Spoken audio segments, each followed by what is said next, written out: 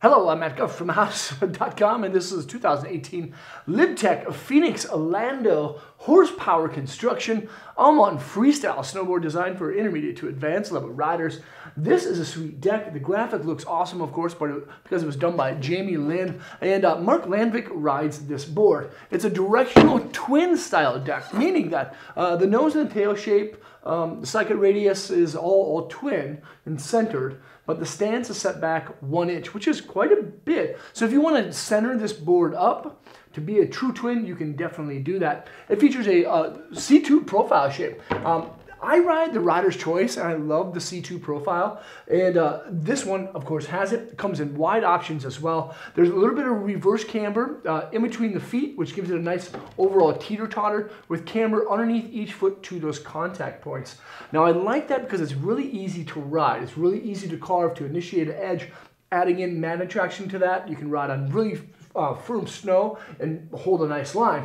At the same time, when you ride it flat base or with less edge angle, the board sometimes can feel loose. The cool part about that is that it gives you riding, or at least I feel, my riding a little bit more freedom. I don't have to concentrate so much on not catching an edge because it has that overall kind of teeter-totter shape, which is nice because you want to just kind of enjoy your ride.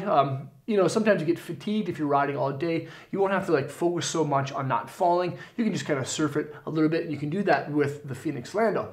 But on the opposite end of that is the stiffness. It's a little bit stiffer than your average style board. Now, Lib rates it with a 7. I'd probably put it at maybe a 5.5, maybe a 6 because of that rocker profile shape, but it does have a little bit more pop and kind of like structure than a classic style deck. And that has a lot to do with what's inside, of course.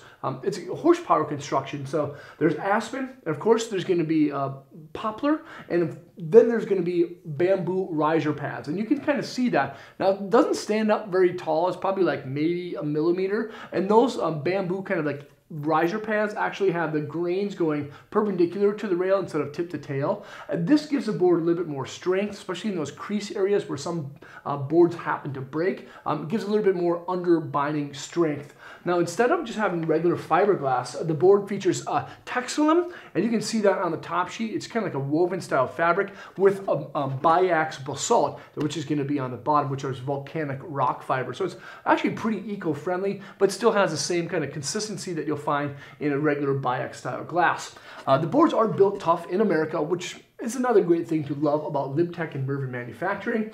To make these boards extra strong, there's actually a birch internal sidewall and then an ultra-high molecular weighted sidewall, which they've always kind of had. There's a TNT style base that's been factory waxed by one ball J. And lastly, along that single kind of radius side cut is going to be magnet traction edges, serrated knife-like blade edges that have like about 7 protruding style bumps that really help the grip on firm snow. If you've never ridden magnet traction, before you start hating, definitely give it a shot and ride it. You're going to absolutely love it. Sometimes it almost feels like it grips a little too much, but with that overall rocker shape, it's easy to like get out of a turn, which is actually really nice. This is the Lib Tech of Phoenix Lando, Mark Landvik's kind of like board of choice. You can check it out at thehouse.com by clicking the link below. Leave a comment or a question. If you've ever been on this thing before, let me know what you think. I'd love to hear. And remember to subscribe to the channel if you haven't done so already. We just broke, I think, 27,000 subscribers, which is really awesome. We couldn't do that without you. So thanks for watching, and hopefully I'll see you guys on snow.